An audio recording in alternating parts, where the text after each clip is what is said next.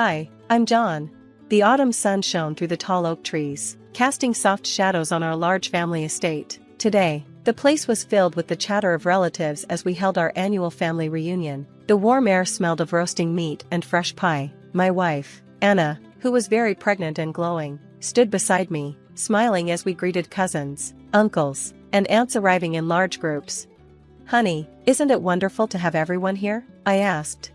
Anna squeezed my hand, her eyes scanning the crowd. "It is, but stay close. You know how your mom can be," she whispered. I noticed my mother, Helen, moving through the crowd, her eyes sharp and observant. As the day went on, the polite greetings turned into deeper conversations. Julia, my cheerful sister-in-law, joined Anna and me near the edge of the garden, offering some relief from my mother's watchful gaze. "So, John, that new case you're working on sounds tough, huh?" Julia asked, trying to shift the topic, which I appreciated. "Yeah, it's complicated, but it's nothing compared to handling family dynamics," I joked, though my eyes drifted toward where my mother was standing with my aunts, occasionally glancing at us. Anna noticed and tensed. "I wish she would just say what's on her mind. This silent judgment is exhausting," she muttered. "She just wants what's best for me, or at least that's what she thinks," I sighed. As the sun began to set, everyone gathered around a long table on the lawn for dinner. The air was filled with the sound of conversation, the clinking of silverware, and glasses raised in toasts. It was almost perfect, until my mother sat directly across from Anna and me. "John, I've noticed you've been busy with work lately. I hope you're still making time to ensure Anna is comfortable," Helen said, her voice sharp enough to make a few relatives stop eating for a moment. "Mom, Anna's doing great, right, dear?" I said, placing my hand on Anna's. "Yes, Helen, I'm fine and capable of looking after myself, but thank you for your concern," Anna replied, politely but firmly.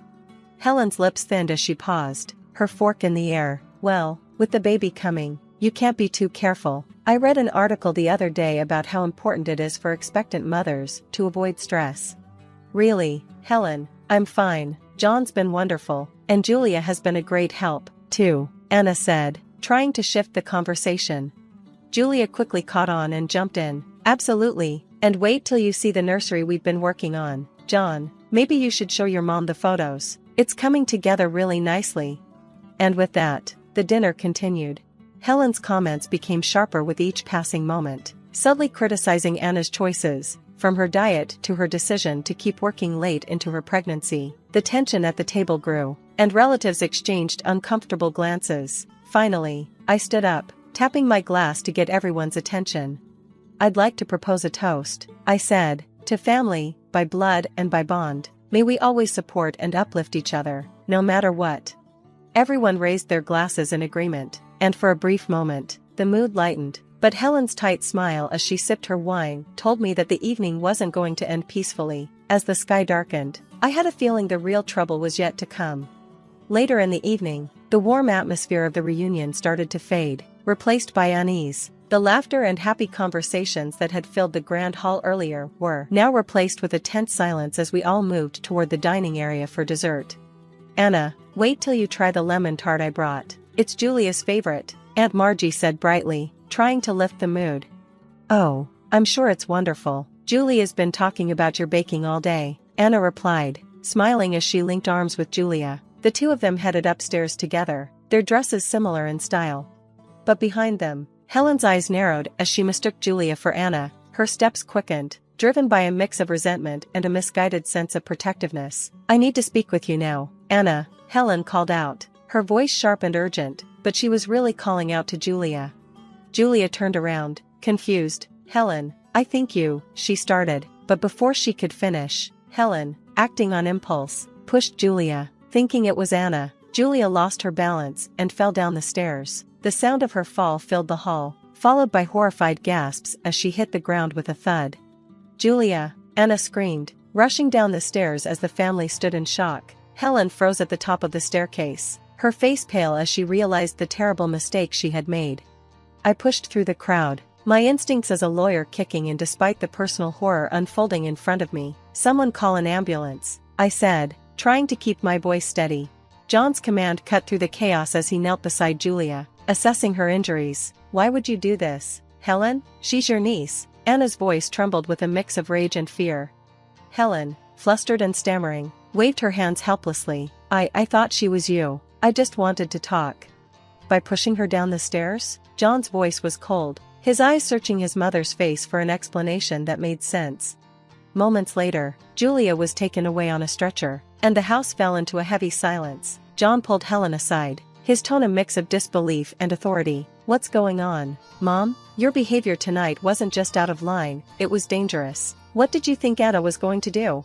It's all those articles and talk shows, Helen muttered, wringing her hands. They say some women trap men with pregnancies. I thought she was manipulating you.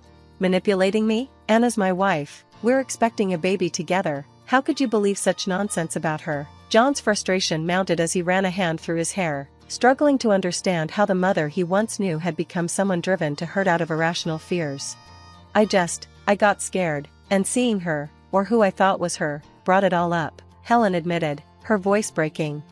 John shook his head, trying to process her words. Anna needs me, and Julia deserves justice. We're going to sort this out, but right now, I can't even look at you. He turned back to Anna, who stood by the door, her eyes red and swollen from tears. John's resolve hardened as they both waited for news about Julia's condition. The night air felt heavy with everything left unsaid, and the trust that had once bonded the family now lay shattered. The joyful reunion had dissolved into a harsh, sobering reality. I'm not implying anything, I've seen it. The cake incident was just the beginning. Why do you favor Maddie over Sophie? I pressed, feeling a mix of anger and sadness. Linda hesitated, her facade cracking. It's complicated, Hannah, you wouldn't understand. I need to understand, Linda, for Sophie's sake. She's your granddaughter too, I said, my resolve strengthening. The conversation was tense, with Linda alternating between denial and vague explanations. I stood my ground, making it clear that this behavior had to change. As I left the cafe, I felt a mix of emotions. The confrontation had been difficult but necessary. I had stood up for my daughter, and that was what mattered. Now, it was up to Linda to reflect on her actions and make amends, but deep down, I knew this was just the beginning of a longer journey. At the annual family gathering, the atmosphere was festive, but I was a bundle of nerves. As I moved through the crowd, making small talk, my eyes were constantly on Linda, waiting for the right moment. She was laughing and chatting, seemingly carefree, which only strengthened my resolve. Finally, I found my chance. Linda was alone, refilling her drink. I took a deep breath and went up to Linda. Linda, can we talk in private? I asked. She looked surprised but nodded and followed me to a quieter corner of the room. I want to talk about Sophie and Maddie, I started. I've noticed that you treat them very differently. It's not fair to Sophie. Linda looked defensive. You're imagining things, Hannah. This is ridiculous. No, I'm not. Others have noticed too. The way you focus on Maddie and barely acknowledge Sophie is clear as day. It's hurting Sophie, and I won't stand for it. The conversation was intense. Linda kept denying and making weak excuses, but I stood firm, presenting all the evidence I had collected. As our voices got louder, some family members started to listen in, moving closer to hear. This needs to stop. Linda, you're playing favorites, and it's harmful, I said, my voice rising with emotion. Finally, Linda's facade cracked. All right, maybe I've been more attentive to Maddie, but it's only because she needs more support. That's no excuse for neglecting Sophie, I said. She's your granddaughter too. The room fell silent as family members listened closely. Linda looked around, realizing her actions were being exposed. I didn't mean to hurt anyone, she stammered, her voice shaky. It's not just about intention, Linda, it's about impact. Your actions have consequences, I said. Linda tried to apologize and make excuses, but it was too late. The truth was out. As the confrontation ended, the family buzzed with whispers and shock. It was clear they saw Linda in a new light. In the days that followed, I noticed a change. Linda became more isolated, and her usual charm couldn't hide the truth revealed at the gathering. People started treating me with more respect, recognizing the strength it took to stand up for my daughter. Sophie, blissfully unaware of the details, seemed happier and more at ease. That was what mattered most to me. The confrontation had been tough, but it opened the family's eyes to Linda's true colors. It was a turning point that I hoped would lead to a healthier and more honest family dynamic in the future.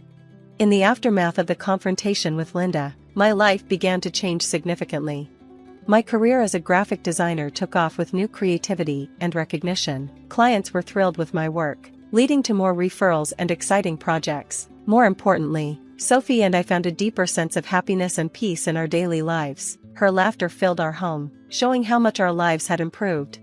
"Mom, you're the coolest mom ever. Look at all these people loving your designs," Sophie said one evening, her eyes wide with excitement as she looked at my social media feed. I smiled, feeling a strong sense of accomplishment. We make a great team, don't we, sweetie? Together, we can achieve anything. Meanwhile, Linda's situation within the family was changing drastically. The once respected matriarch was now facing the consequences of her actions. I heard about her struggles from family members, who spoke with varying degrees of pity and disdain. Linda tried to organize family events, but the responses were often lukewarm. Invitations were politely declined, and her calls and messages often went unanswered. At a family barbecue, I saw firsthand how Linda's status had fallen. She tried to mingle, but people responded with polite nods and quick exits. Gone were the days when family members sought her advice or laughed at her jokes. Instead, they exchanged uncomfortable glances and found reasons to walk away. "Did you see how Aunt Linda was practically ignored when she tried to join the card game?" one of my cousins whispered to me. "Yeah, it's sad, but after what happened with Sophie and me, people are seeing her true colors," I replied, feeling a mix of vindication and sadness about the situation. The change in how the family treated me was noticeable. I went from being just Linda's daughter-in-law to being seen as a strong, independent person who stood up for her child. My opinions were valued, and my company was appreciated, a sharp contrast to Linda's growing isolation. As Sophie's next birthday approached, I was determined to make it special and drama-free. I organized a small, intimate party at our home. The joy and laughter that filled our house that day were a far cry from the previous year's chaos. "This is the best birthday ever, Mom, you're the best," Sophie said, surrounded by her friends. I felt an overwhelming sense of pride and relief. We had not only overcome the challenges of the past, but had emerged stronger and happier. That night, after the guests had left and Sophie was tucked into bed, I sat alone, reflecting on the past year. It had been a journey of immense growth and empowerment. Standing up to Linda had been tough, but it had paved the way for a new life where Sophie and I could thrive without manipulation and favoritism. A text from Linda interrupted my thoughts. "I realize I've lost a lot. I'm sorry for everything. Maybe one day we can talk." Reading her message, I felt a mix of emotions. There was a sense of justice in seeing the consequences of her actions, but also a hint of sadness for the strained family bond. As I turned off the lights and settled into bed, I felt a deep sense of contentment and peace. Sophie and I had faced our challenges with courage and emerged stronger. Our journey was a powerful testament to resilience, the importance of standing up for what's right, and the unbreakable bond between a mother and her daughter. With our story coming to a close, I'm curious to hear your thoughts. Do you think Hannah made the right decision in handling the situation with Linda? Was there a better way to address the favoritism and its impact on Sophie? Or was Hannah's approach justified given the circumstances? This situation touches on deep family dynamics and the choices we make to protect our loved ones. Please share your thoughts in the comments below. If you enjoyed this story and the journey we've shared, don't forget to hit the like button and subscribe to the channel for more content. Your support means a lot and helps keep these stories coming. Thank you for watching and being a part of our story today. I, a 44-year-old man, entered into marriage at a young age, and my daughter was born during that time. My former spouse and I believed we could make our marriage work, and we made sincere efforts to do so over several years. However, despite our attempts, we eventually decided to part ways when our daughter was 6 years old. Thankfully, there were no lingering resentments between us, but the aftermath of the divorce was quite challenging. I found myself in unfamiliar territory as a single parent. While my ex-husband offered some support, I had to shoulder most of the responsibilities. Adding to the complexity of the situation, I had to secure employment for the first time in my life. Prior to the divorce, we had agreed that I would be a stay-at-home parent, so this transition was a significant change for me. Financially, things were tough, and I struggled to make ends meet. My ex-husband contributed to our daughter's school expenses and other necessities, but I had to work multiple shifts to ensure that both my daughter and I were adequately cared for. The strain took a toll on me, leaving me sleep-deprived and constantly fatigued. In an effort to find some solace and relaxation, I started to occasionally have a drink at night. At first, it didn't seem like a big issue, but gradually, it turned into a crutch, and I began to rely on alcohol. One day, my ex-husband surprised me with the news that he was engaged to a girlfriend I had never even heard of. This revelation hit me hard, and I couldn't help but feel a sense of bitterness. It seemed like he was moving forward to start a new family and enjoy happiness, while I continued to grapple with the responsibilities of parenting and a demanding job. Our post-divorce relationship had been amicable until this point, but with the news of his engagement, tensions began to rise. I recognized that my bitterness was unfair, but I was unable to contain my frustration at his newfound happiness. This strained relationship between us had an impact on our daughter, and she found it difficult to witness my anger. I eventually realized that my feelings were negatively affecting my daughter. With some effort, I managed to convey to her that the situation was unrelated to her, and she should be happy for her dad. It took some convincing, but she agreed to attend his wedding. I was utterly devastated, but I knew that I had to prioritize my daughter's well-being above all else. I was determined not to involve her in any conflicts or make her choose sides. I eventually met my ex-husband's new wife after some time had passed since their wedding. I had reservations about allowing her into my daughter's life, unless she proved to be a kind and caring person. To my surprise, she was not only very nice, but almost too good to be true, and she also developed a strong bond with my daughter. She made a heartfelt promise to take good care of her whenever my ex-husband had custody. Initially, my daughter spent weekends at her dad's place, but as time went on, she began staying there more frequently, particularly after the remarriage. I'll admit, I felt a tinge of jealousy that my daughter wanted to spend so much time with her new stepmother. But if it made her happy, I was content. Gradually, she even started staying there on weekdays. With my demanding job and constant fatigue, I didn't object because I simply couldn't give her the attention she deserved. I felt a sense of guilt as our relationship seemed to drift apart. But I held on to the belief that I would always be her mother, and our bond would improve in due course. However, the increasing closeness between my daughter and her stepmother led to frequent arguments between us. My attempts to curb the excessive gifts her stepmother was showering on her, which made my daughter happy, were met with her anger. We began quarreling almost daily, even over the most trivial matters, and I despised the growing tension. The more my daughter grew attached to her stepmother, the more distant she became from me. I was terrified of losing her, and in my desperation, I resorted to drinking again. I knew it wasn't the best solution, but I was hurting, and it seemed like my only escape from the pain. My life was crumbling before my eyes, and my daughter preferred her stepmother to me. They appeared to be a contented family while my daughter was unhappy when she was with me.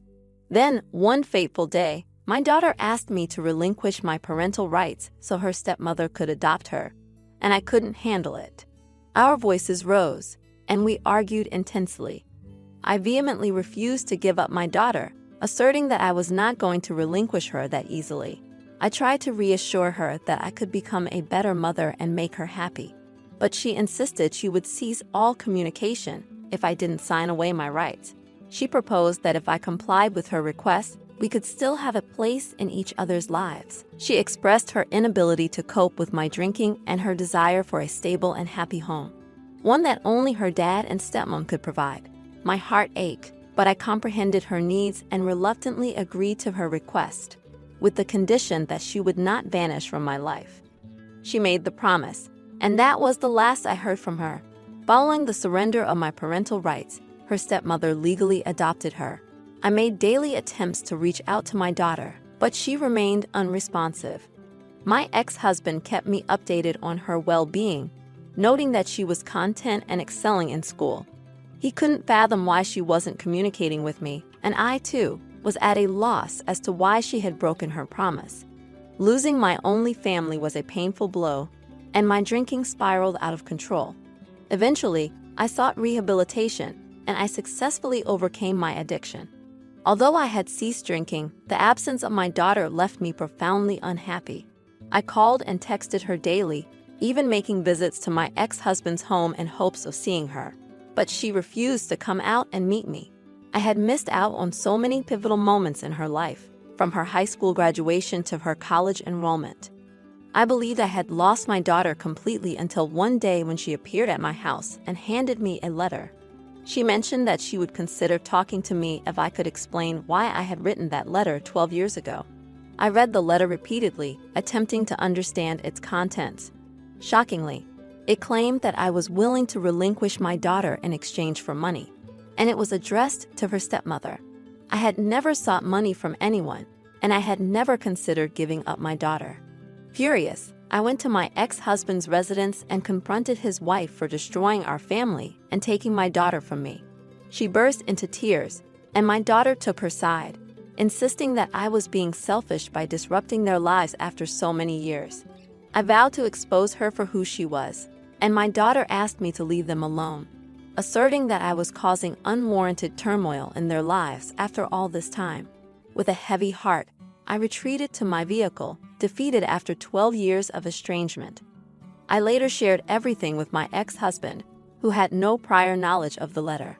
He believed his wife was merely expressing jealousy and thought it would fade over time. It had never occurred to him that she would go to such extremes to cut me out of their lives. He also mentioned that his wife had requested him not to keep me updated about our daughter, but he chose to disregard her demands, as they had no children of their own, and his wife treated our daughter kindly. In my defense, I assured him that I had nothing to do with the letter, and that his wife had poisoned our daughter's perception of me successfully for the past 12 years. She assured me that she would arrange a meeting between me and my daughter. After a week of persistent persuasion, my daughter finally agreed to meet me. During that meeting, I shared everything with her, explaining the circumstances surrounding the letter and her stepmother's involvement. The letter was typed, so there was no handwriting to analyze. My daughter listened intently, tears in her eyes, struggling to accept that she had been manipulated as a pawn in her stepmother's scheme. I shared details about my job, my successful completion of rehab, and my newfound sobriety. In return, my daughter opened up about her college life and her boyfriend, expressing her deep sadness over letting her stepmother come between us. I reassured her that it wasn't her fault, and finally she began to believe the truth. She was determined to confront her stepmother. We parted on good terms, with her promising to visit me once she had sorted things out with her stepmother. 2 weeks later, my daughter returned to me, having severed all ties with her stepmother. It turned out that her stepmother had admitted to writing the letter, claiming it was for my daughter's own good, emotionally manipulating her into thinking I wasn't a good mother. This revelation angered my daughter, who threatened legal action, making her stepmother furious.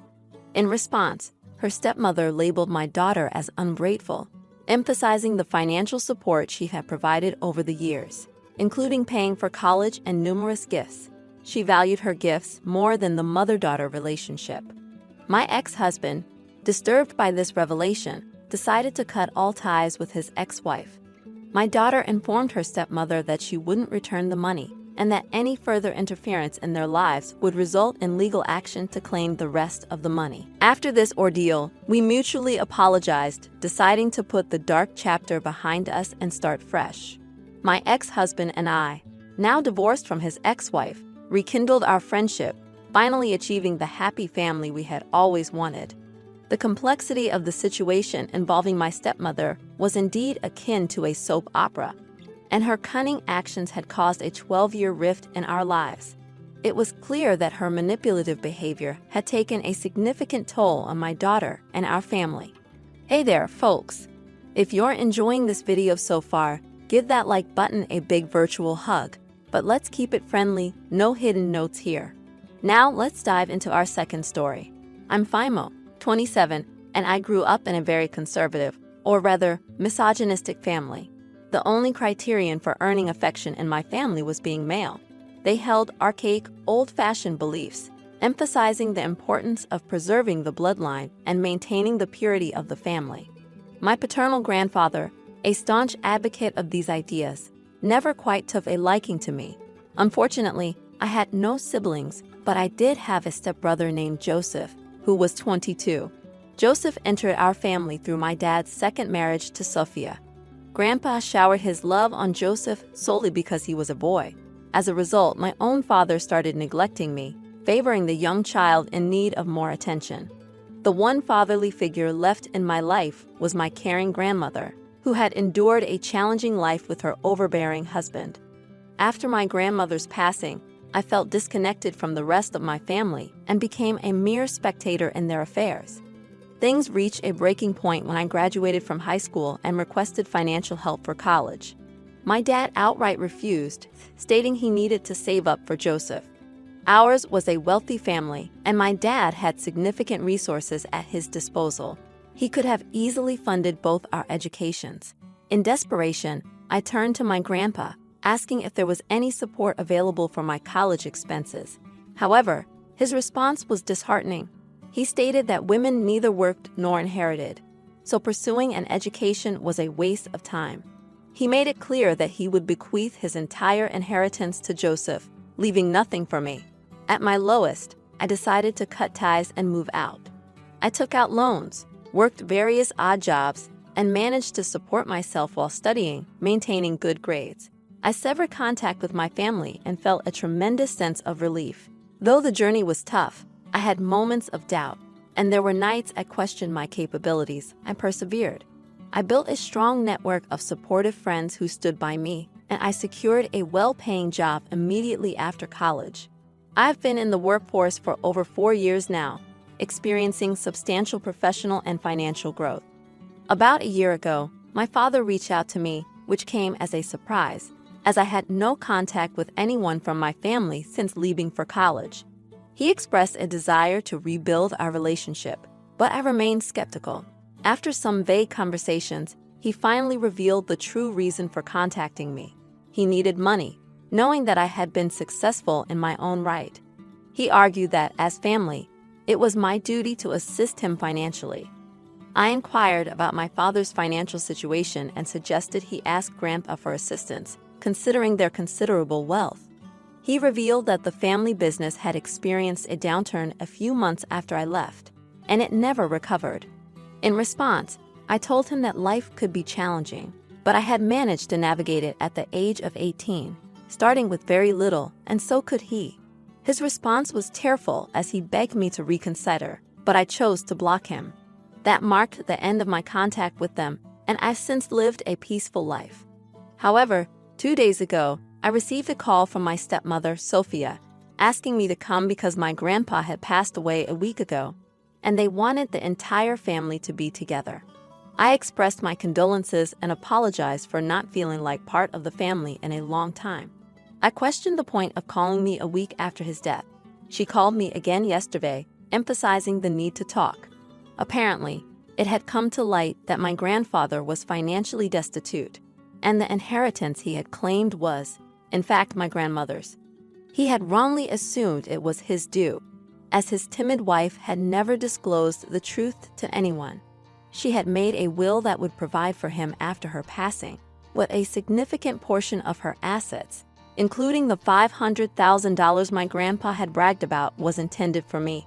My dad, Joseph, and Sophia were left with nothing, and this revelation came to light only after my grandpa's death. Now, they had lost everything, and the house was mine.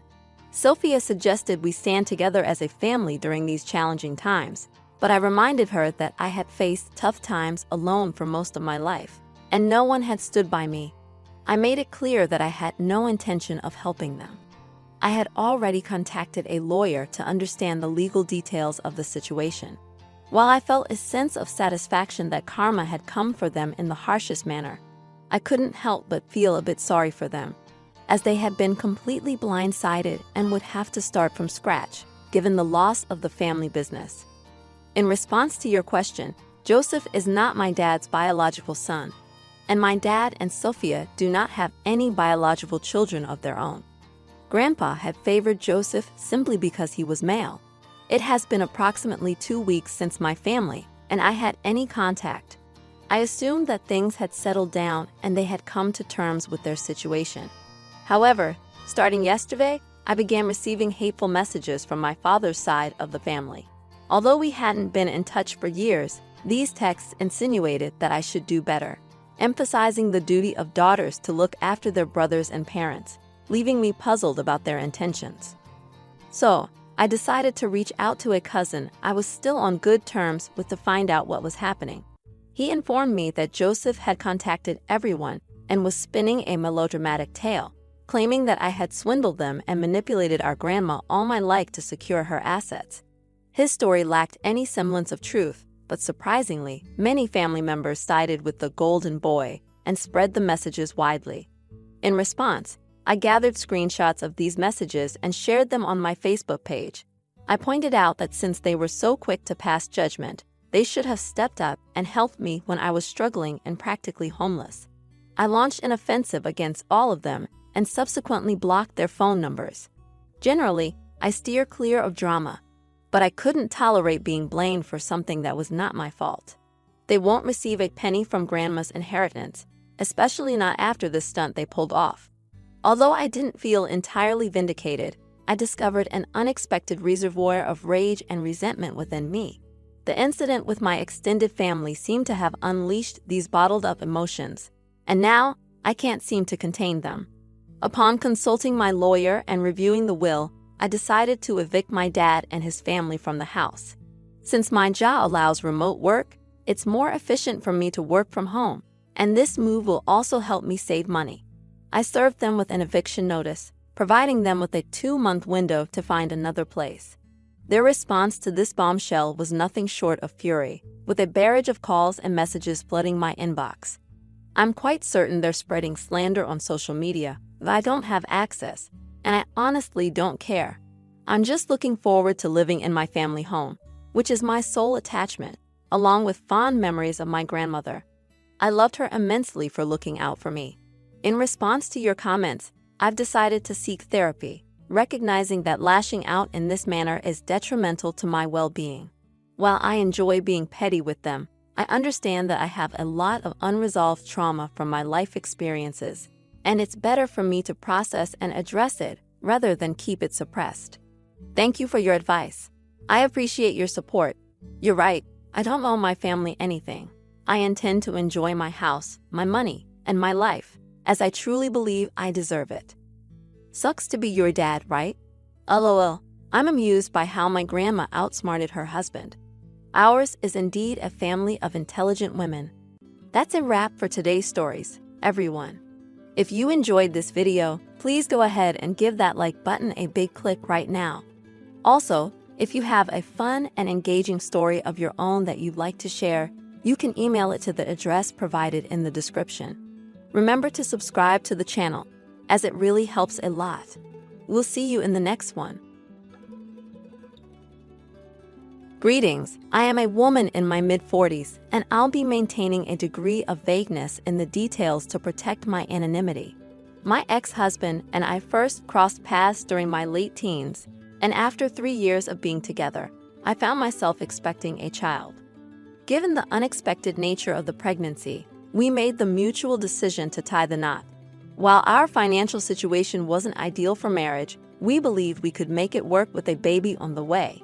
He picked up extra work shifts, and I did my best to contribute as well. Before we knew it, our first child had arrived.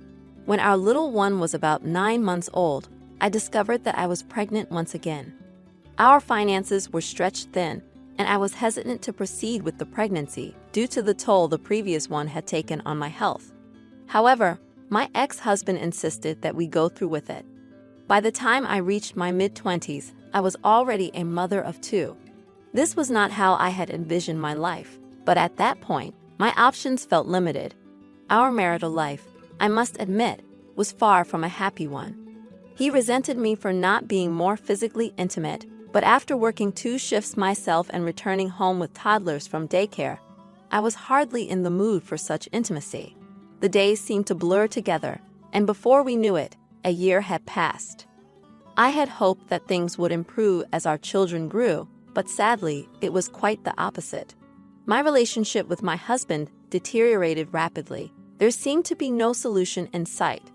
By the time our oldest child was 12 and the younger one was 11, approximately 9 years ago, I received a devastating diagnosis of breast cancer. The prognosis was grim. and the doctors believed I had less than 6 months to live. When my husband learned of this, his reaction was surprising. He became distant and emotionally closed off. I initially assumed he needed time to process the news, but that wasn't the case at all.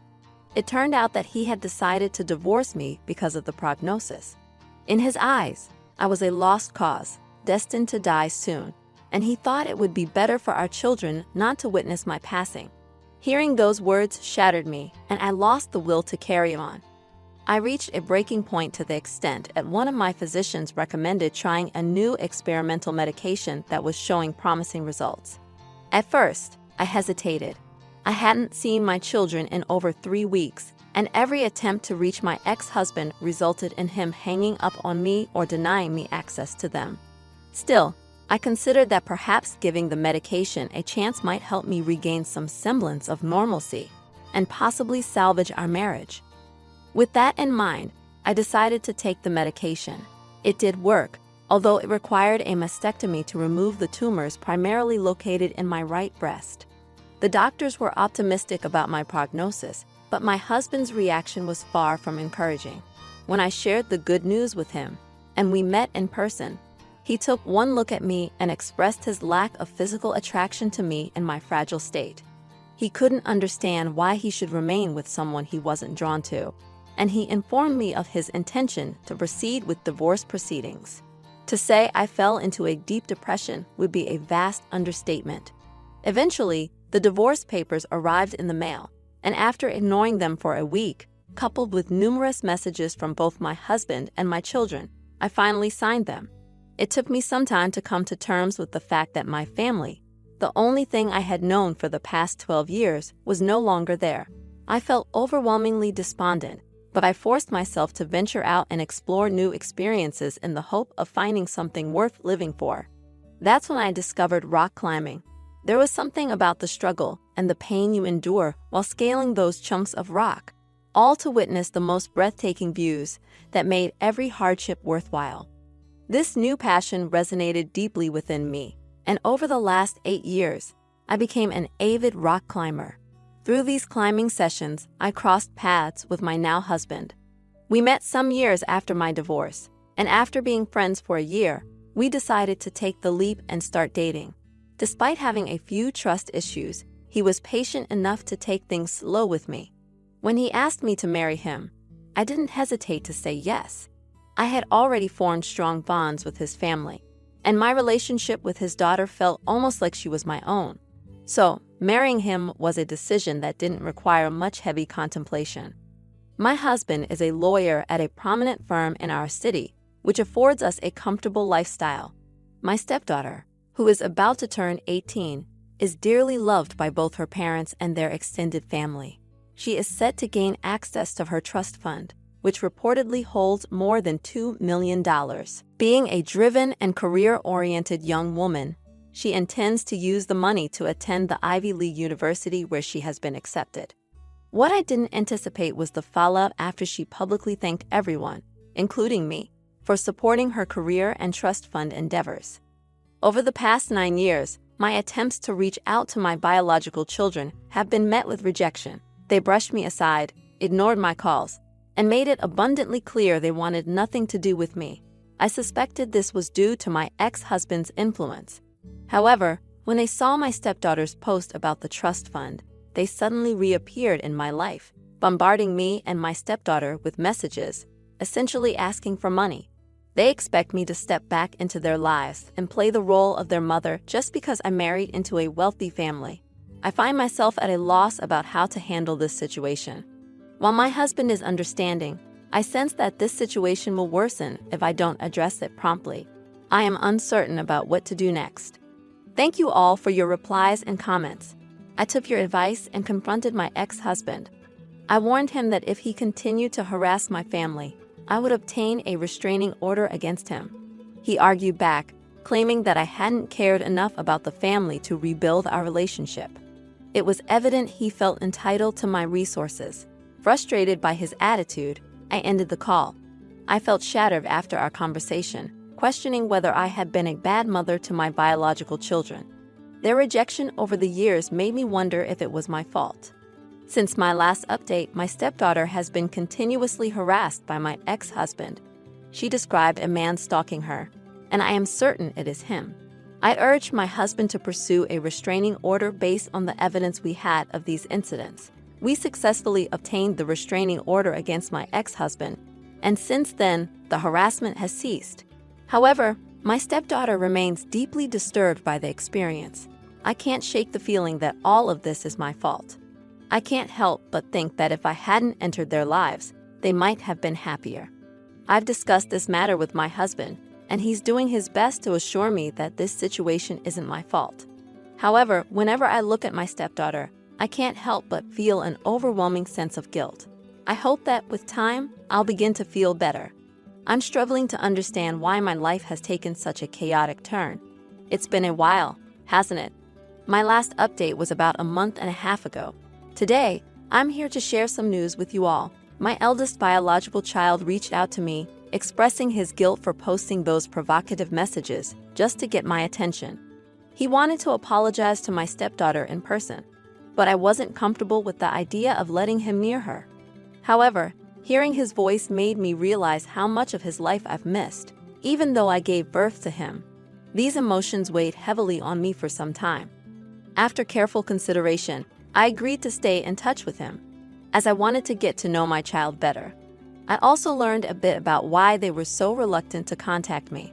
Essentially, my ex-husband had told them that I wanted to end the relationship after my cancer diagnosis to spare them from the pain. He convinced them that if they didn't go along with the breakup, I wouldn't have had the strength to do it myself. So both of my children decided to follow their dad's lead and distance themselves from me. Hearing this revelation made me reassess everything I thought I knew. And for now, I've chosen to maintain contact with my eldest child until I feel otherwise. I'm proceeding with caution, and he mentioned that he will speak with my youngest child as well when the time is right. We'll see what the future holds, as time will be the best judge of their character. I prefer not to provide further updates on this post, as I'm concerned it might attract more attention than necessary. I appreciate all the support and advice I've received. Thank you. Hey, OP, I'm so sorry you're stuck in such a difficult situation. You deserve much better than what you're currently going through. Your ex-husband's behavior is truly appalling, and it's disheartening that he has placed you in this predicament. His entitlement is hard to fathom, and his belief that he has any right over your husband's money is unjustifiable. Please consider getting a restraining order to protect yourself and your current family from your past family. OP, you are not in the wrong here.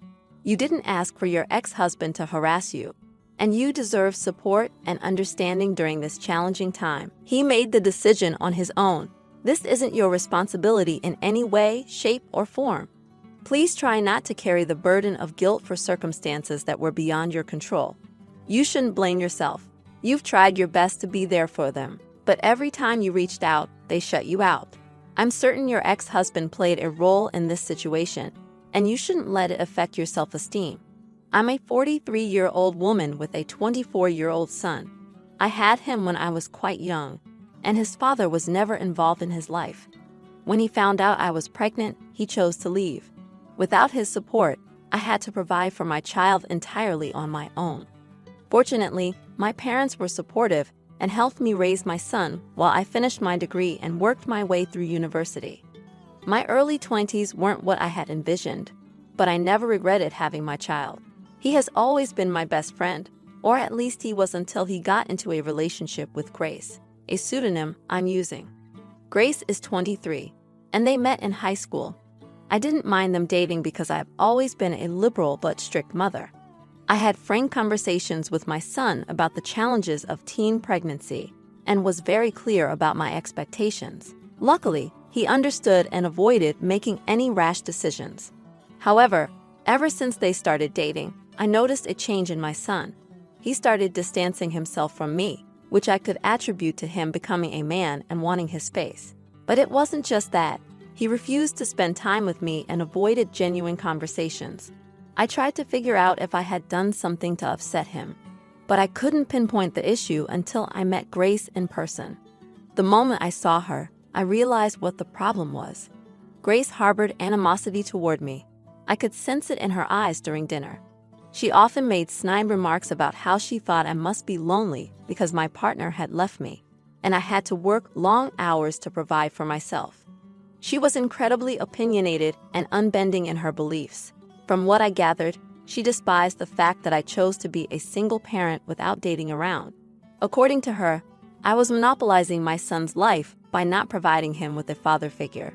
She believed that if I had given my son a male role model, he would have grown into a better person, a real man, she asserted. This conversation took place around 6 months into their relationship. Recognizing the alarming signs, I attempted to talk to my son about it, but he promptly dismissed my concerns. He argued that Grace made him happy, and I needed to respect his individuality. While I understood his perspective, I couldn't help but worry. In my heart, I hoped their relationship would run its course, but to my surprise, they stayed together over the years.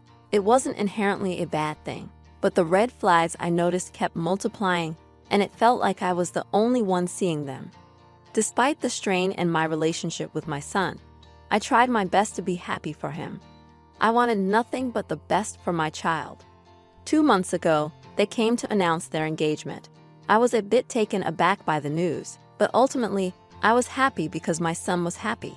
During the wedding preparations, my mother asked me to uphold our family tradition with my soon-to-be daughter-in-law, as I had never gotten married. The tradition involved breaking a plate after the wedding, a fun custom passed down through generations. I thought it was a small gesture to honor our heritage. When I approached them about the tradition, Grace scoffed at me, suggesting that I should abandon my culture since we were now in America. According to her, Americans didn't engage in such uncouth behavior as breaking expensive china to preserve outdated traditions from our homeland. To my shock, my son sided with her, insisting that I should adapt to the times and let go of the tradition. He even went so far as to claim that since he was born in America and his dad was American, he felt no connection to that aspect of his heritage. Those words deeply shook me. I felt incredibly humiliated, so I ended the conversation. However, they persisted, posting numerous passive-aggressive messages on social media, vilifying me in the process. It was heartbreaking to witness the extent of my son's animosity toward me. Grace had complete control over him, and I couldn't help but feel disappointed in myself.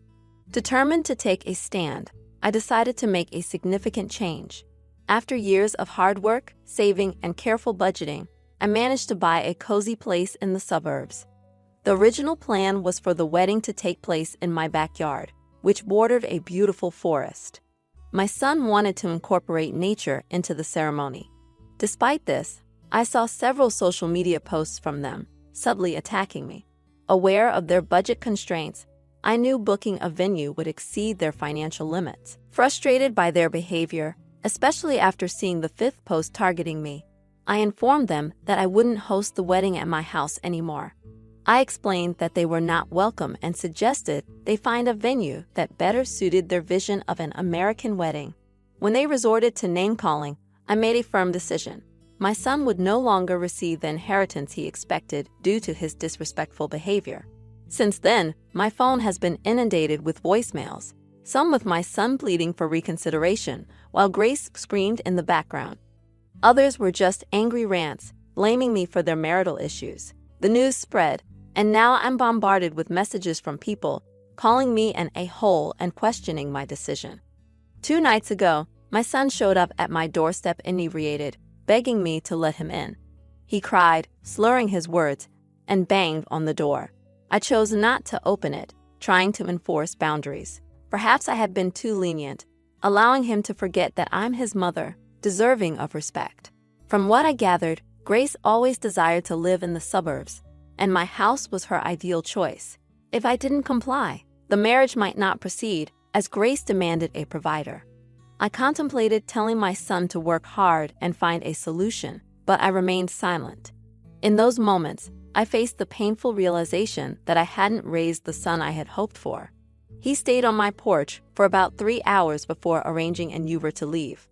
I feel conflicted, torn between guilt and the belief that I'm not in the wrong. Thank you to everyone for your comforting and kind messages. I truly appreciate your support and reassurance. especially those insisting that I'm not entirely at fault. For those wondering why I never married after having my son, I realized I didn't need a man to provide for us. I could support my son and myself as long as I worked hard enough. My brothers served as positive father figures, and my son always felt the love of a family without me being tied down to a marriage. Regarding my son, he's remained silent since that night. I received a couple of voicemails from Grace, blaming me for everything. I can't help but feel like I've lost my son, but only time will tell how this situation unfolds. Recently, they broke up, and my son came to my place to inform me about it. Surprisingly, he seemed relatively unshaken. He asked if I had always known Grace wasn't the one. When I didn't respond, he acknowledged that he should have listened to me in the past. According to him, Grace was primarily interested in our wealth, hoping for a lavish lifestyle funded by us. When I refused to give him his inheritance share, Grace's doubts grew, leading to their breakup. I empathized with my son, but oddly, he handled it well. Having a heart-to-heart conversation over cocoa, reminiscent of our talks when he was younger, gave me hope that our relationship could be salvaged. I'm grateful for your insights and critiques, and I acknowledge my flaws. As he stays with me over the next few days, I hope we can talk and figure out what works and what doesn't, now that he's a young man of 24. Additionally, some pointed out Grace's racism, which my son may or may not have recognized. Regardless, it's concerning that he's ignoring it. I appreciate your advice, but I hope for the chance to understand my son's perspective better. Thank you all for tuning in today. Remember, if you have a story of your own, feel free to email us using the address provided in the description. If you'd like to be featured, let us know, and we'll pin your story at the top of the comments. Please like and subscribe, as it greatly supports the channel. See you in the next one.